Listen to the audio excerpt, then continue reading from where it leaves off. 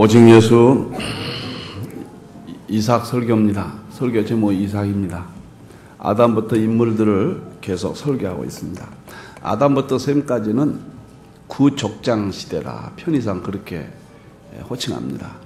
아브람부터 요셉까지는 신족장 시대, 모세부터는 광야 시대 이렇게 구분을 합니다.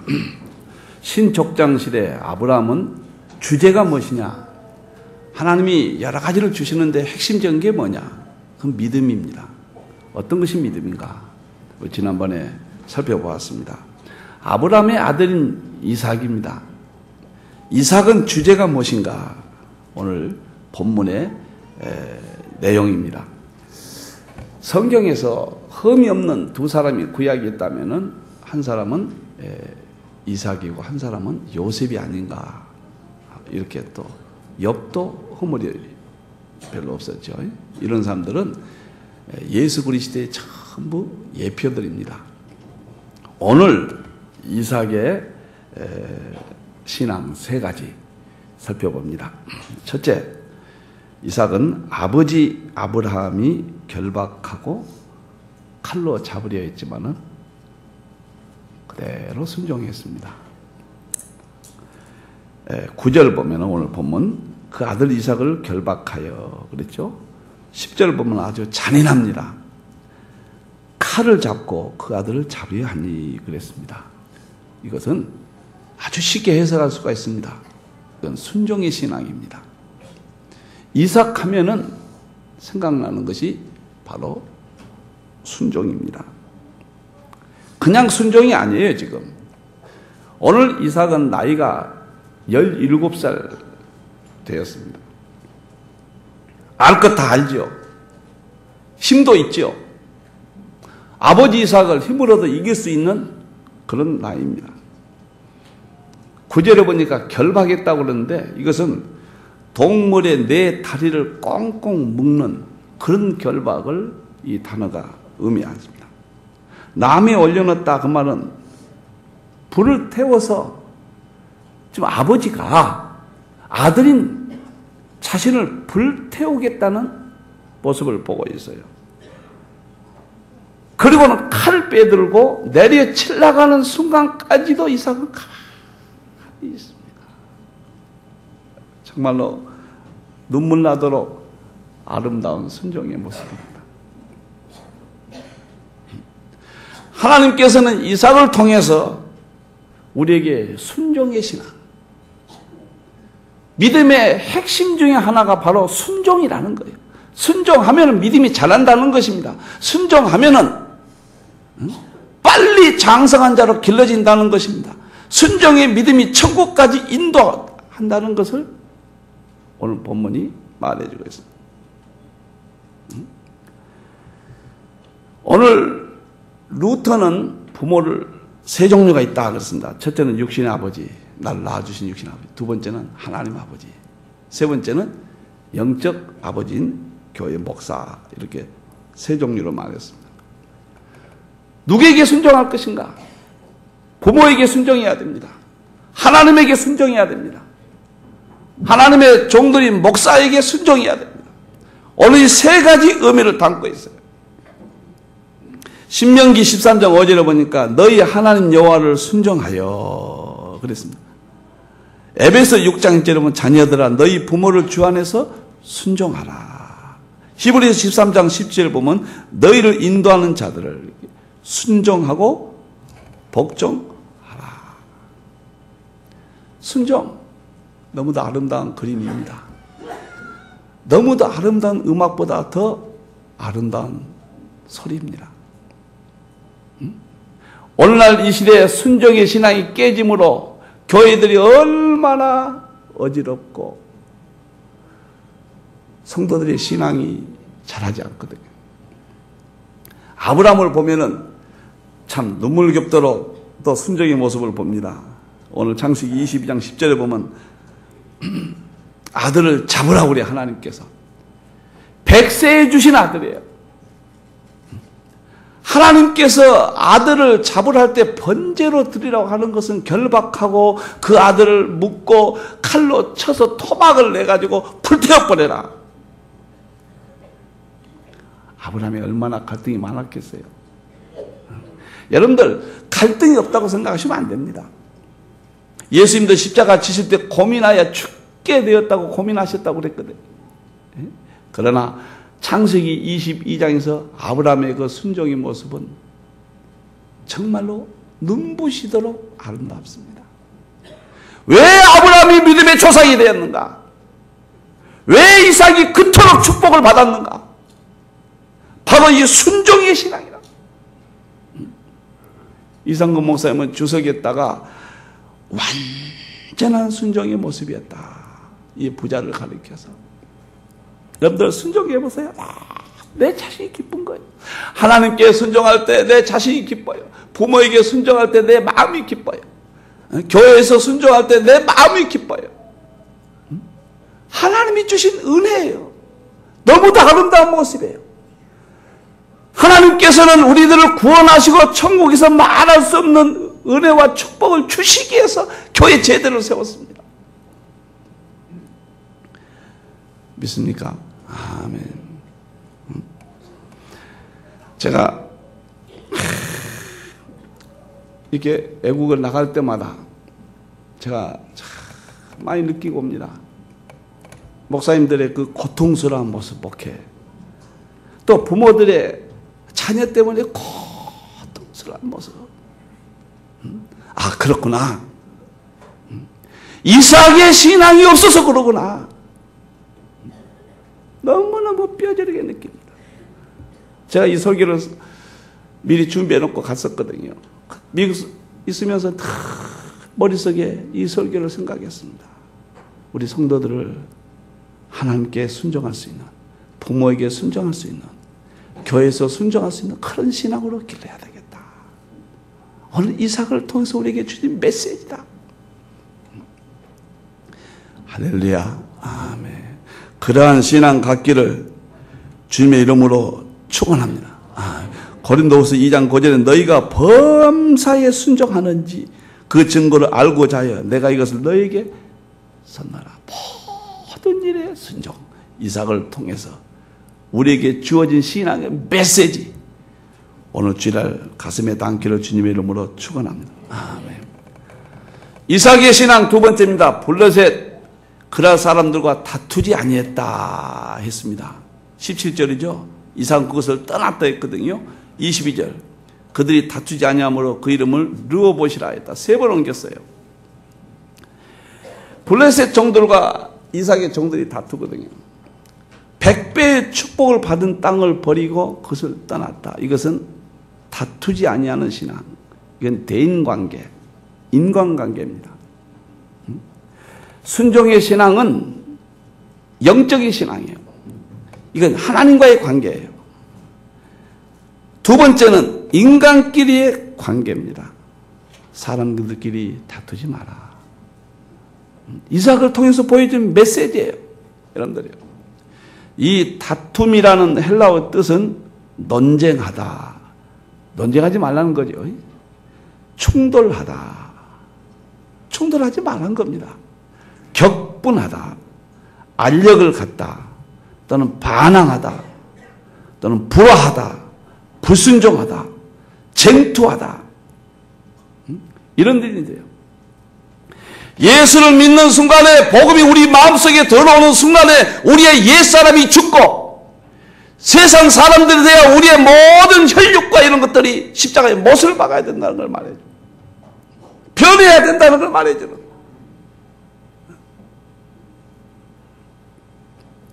빌립보서 2장 3절에 보면 아무 일이든지 다툼으로 하지 말고, 잠언 20장 19절에 다투며 성내는 여인과 함께 사는 것보다 광야에서 혼자 사는 것이 나으니라. 명언인 것 같아요. 성경은요. 다투며 사는 남편과 아내와 사는 것보다 광야에서 혼자 사는 것이 나으니라. 여러분들, 제가 이번엔 정말 죽을 뻔했습니다. 내가 살아서 온 것 여러분들 감사하기를 바랍니다. 무슨 이야기를 할까 궁금하시죠? 세미나를 마치고 저녁 식사를 하러 갔어요. 음식점이 강서면옥이라고 워싱턴에요. 식사하러 갔는데 갑자기 그 종업원들끼리 싸움이 벌어질 거예요. 그래서 한 사람이 칼을 들고 이 종업원들을 다 죽이겠다는 겁니다. 우리는 몰랐거든요. 칼이 어떤 칼이냐 보니까 그저 네모진 칼이죠, 이만큼. 이렇게 손목만 이렇게 해도 그 뼈들이 토막내지는 거 있잖아요. 자기들끼리 싸워가지고 다투어가지고 이 사람이 그 멕시코 사람인데 이 한국 사람들이 멕시코 사람을 상당히 멸시한다고 그래요, 보니까. 화가 나가지고 칼들을 다 죽이겠다는데 제가 지금 식사를 놓고 기도를 제가 했거든요. 기도하는데 어디서 다다다다다 막 튀는 소리가 나요. 그리고 이스라엘 선교사님이 잠깐 밖에 나갔는데 갑자기 문을 박차고 우리 방으로 다시 들어오는데 의자 밑에 이쪽으로 막 숨어버리는 거예요. 그래서 우리는 기도하니까 몰랐죠, 라고요. 제가 또 그날따라 기도를 길게 했습니다. 근데 다 그래요. 기도를 길게 해서 다 살았다고 그래요. 아, 정말 그랬어요. 이 사람이 칼로 죽이려고 다 하는데 전부 도망가 버린 거예요. 그래서 선교사를 만나니까 선교사를 죽이겠다고 그건 죽습니다. 그건 죽어요. 그래서 이 선교사가 놀래가지고 밖으로도 못 가고 다시 우리 방으로 튀어와서 숨는데 우리는 그때 제가 기도를 하고 있어서 전혀 몰랐죠. 저는 기도하면서 이 소리가 무슨 종업원이 어떻게 거칠게 왔다 갔다 하는가 보다 이렇게 생각을 했는데 기도를 딱 끝나니까 이 선교사는 밑에서 일어나지는 못해요. 발발발발발발 떨면서 이 식칼을 들고 얼마나 놀랬겠어요. 그래서 예감이 딱 이상하게 보니까 밖에서 다 도망가 버리고 칼로 다 죽이게 또 찾으러 다니는 거예요. 그래서 최경림 목사한테 문 잠가라 그랬더니 문을 딱 잠그는데 이게 또 잠그는 문이 없어요. 근데 이 사람이 문을 열고 우리 방으로 들어온 거예요. 그래가지고 칼을 들고 최경림 목사는 순간에 위험했습니다. 제가 만일에 기도를 빨리 끝나서 선교사가 들어왔을 때 당황해가지고 나갔다면 희생자가 났을 겁니다. 틀림없이 희생자가 났습니다. 만일에 기도를 더 빨리 해서 저 도망간 거 우리도 같이 도망갔다고 그러면은 뭔 일이 났을 거예요. 우리는 몰랐거든요. 저희 기도 아니라. 그리고 눈을 뜨자마자 순간적인 몇 초 동안에 되어진 일이기 때문에 그 칼을 든 사람이 우리 방으로 들어와서 너무도 우리는 못 모르고 너무도 태연하게 있었거든요. 우리가. 우리가 기도하고 몰랐었잖아요. 너무도 태연하게 있었어요. 이라고. 그랬더니 칼을 가지고 들어다가는 스스로 칼을 뒤로 이렇게 돌리더라고요. 칼을 뒤로. 그러더니 하루에 보더니 그냥 이렇게 나가요. 이거 하나님이 살려주신 겁니다. 내가 지금 설교하는 거 감사하기를 바랍니다. 그래가지고 밖에가 있는데 나가지도 그 10분 동안 방 안에 있었는데 나가지도 못하고 그때부터 이제 상황을 파악한 거예요. 전부 다. 그래서 입이 딱 닫는 거예요. 왜냐면 말소리만 나면 무슨 이 사건이 날까봐 가만 얼굴만 쳐다보고 있는 거예요. 밖에는 범인이 칼 들고 서 있지요. 안은 어떻게 해야 될지 구멍도 없어요. 그래서 뉴욕 황동희 목사님이 경찰에 신고를 했는데 경찰도 뭘 꼬치꼬치 물어보는데 10분 동안 있는데 아직 안 왔어요. 지금 경찰도 아주 그 10분 동안이 한 몇 시간 됐을 겁니다. 그래가지고 방황하다가 밖에 그 종업원들이 몽둥이를 들고 제 침입해가지고 격퇴를 시켰어요. 그래가지고 그 칼을 든 사람은 도망을 가버렸는데 그 10분 동안이요. 와, 참 길었습니다. 그 밥을 먹을 정신이 어디가 있습니까? 그냥 우르르 나왔죠. 나가서 다른 음식점에 가긴 한데 앉아서 막 이렇게 쳐다보고 밥을 먹는데 다들 안 먹어요. 밥이 안 들어가더만요. 여러분들 지금 웃으시는데 한번 사실이라고 생각해 보세요. 종업원들끼리 다툰 이 사건이 우리에게 정말로 위험했습니다. 여러분들. 제가 살아서 온 걸 감사하기를 바랍니다. 안 왔으면 좋겠어요? 정말 두고두고 이야기거리였어요. 너무너무 아주 긴장되고 그랬었습니다. 여러분들 이 세상은 다투고 분내고 갈라지고 싸우고 적대시하고 우리는 불가능합니다. 우리는 싸울 수밖에 없어요. 예수님이 내 속에 계시면은 그리스도의 마음을 갖게 되면은 세상에서 다투지 아니할 수가 있습니다. 세상에서 예수님 모습으로 살 수가 있습니다. 아멘. 이삭이 100배나 받은 땅의 축복, 농사가 100배나 된 기르님 땅이에요. 거기 우물까지 팠어요. 종들이 다투니까 이삭이 대항하지 않고 조용히 떠나버려요. 오늘 본문이. 절대로 다투지 않았어요. 예수님 보세요. 복음에 대해서는 강경하셨습니다. 진리에 대해서는. 그렇지만 십자가에서 자기를 못 박는 로마 병정이라든가 자기를 비웃고 조롱하는 이스라엘 민족을 향하여 한 번도 원망하지 않았어요. 마지막에 아버지여 저들의 죄를 용서하여 주소서. 저들이 죄를 하지 못하나요? 아마 예수 믿고 이렇게 좀 우리가 변화돼야 돼요. 얼마나 아름다워요. 스데반 집사도 사도행전 7장 보세요. 사람들이 소리 지르며 스데반을 돌로 쳤다고 그랬어요. 그리고 영문 밖에 쫓아내버렸어요. 예루살렘의 성전 보면은 스데반이 돌로 맞은 장소가 눈에 선합니다. 그래도 스데반은 한 번도 원망하지 않았습니다.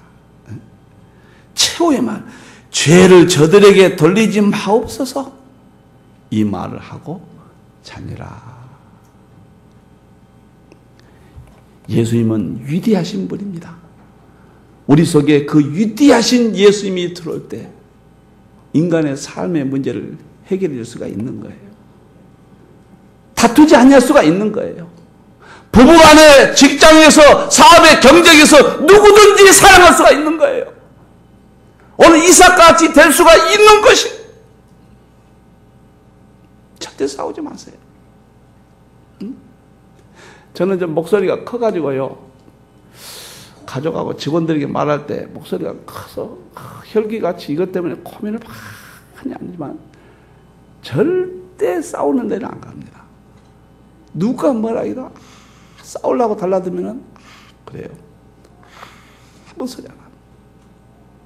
절대 대항하지 않습니다. 응?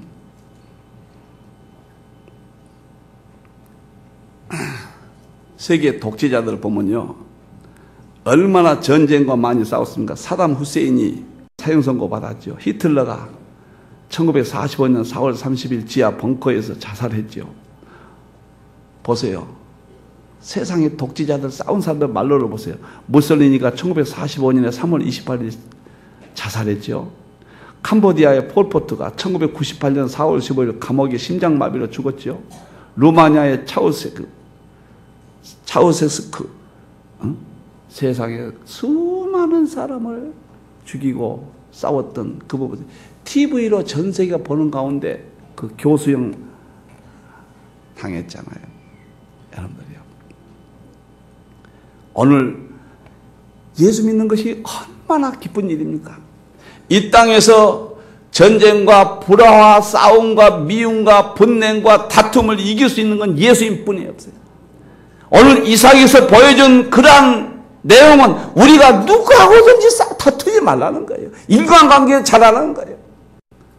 오늘 이 예배를 통하여 정말로 자기 삶의 인간관계 문제를 해결하는 절대 다투지 않냐는 오늘 그러한 신앙을 갖기를 주님의 이름으로 축원합니다. 아멘. 이삭이 세 번째 신앙의 모습입니다. 죽을 때 아들 야곱에게 축복하고 죽었다 했습니다. 창세기 27장 26절 보면 내 아들아 가까이 와서 내게 입 맞추라. 27절은 그에게 축복하여 가로되. 오늘 이 본문은 무엇을 의미하는가? 자녀들에게 신앙의 유산을 물려주었다. 그런 의미입니다. 자녀 관계입니다. 오늘 아버지 아브라함의 결박하고 칼로 잡으려는 부모 관계. 부모 관계 신앙입니다. 블레셋 그라 사람과 다투지 아니하는 것은 대인 관계 신앙이고, 마지막에 죽을 때 아들에게 축복하고 죽은 것은 신앙의 유산을 물려주는 자녀 관계 신앙입니다. 전 성경 중에서 죽을 때 자녀에게 그렇게 상세히 축복하고 죽은 사람은 이삭과 야곱밖에 없는 것 같아요. 무엇을 말하는가요? 우리의 자녀들에게 신앙의 유산을 물려주라는 것입니다. 우리의 자녀들에게 하나님의 자녀로 길러서 하나님의 백성이 되게 하라는 것입니다. 믿음은 당대에 끝나지 말라는 것입니다. 이 땅에서 남기는 가장 소중한 유산이 자녀의 신앙이라는 것을 오늘 여기서 말해드립니다. 믿습니까? 아멘. 이삭의 축복을 받은 야곱이 이스라엘 역사상 가장 위대한 인물이 된 거예요. 야곱의 축복을 받은 아들 요셉과 그 12아들들은 이스라엘 민족이 지파가 된, 어디에 인생의 목표를 세울 것이냐? 자녀들을 신앙으로 길러서 신앙의 유산을 물려주라는 겁니다. 할렐루야. 아멘. 히브리서 9장 27절 한 번 죽는 것은 사람에게 정한 것인데 누구나 죽음이 오는 것인데 내가 가지고 갈 것은 아무것도 없습니다. 사랑하는 성도 여러분들, 우리 아이들 세상에서 좋은 의사, 박사 다 좋지만은 최고의 유산 바로 신앙입니다. 할렐루야. 아멘. 신앙을 물려주자 그 말입니다. 그 아이가 2대가 되고 3대가 되고 4대가 되고 5대가 되고 6대가 되고 7대가 되고 그런 신앙의 유산을 물려주자면, 여러분들 가정교육, 가정예배 꼭 드리세요. 가정예배는 자녀들에게 줄 수 있는 최고의 신앙의 유산입니다. 오늘 이삭을 통해서 세 가지 신앙을 정리해 봅시다. 여러분들 따라서 합시다. 순종의 신앙, 순종의 신앙. 두 번째는 다투지 아니하는 신앙. 세 번째는 자녀를 신앙의 유산을 물려주는 신앙. 자녀들을 신앙의 유산을 물려주는 신앙. 오늘 이삭을 통해서 이 세 가지를 가슴에 꼭 안고 가장 멋있는 열매의 삶, 행복스러운 삶, 축복된 삶, 그러한 삶이 되기를 주님의 이름으로 축원합니다.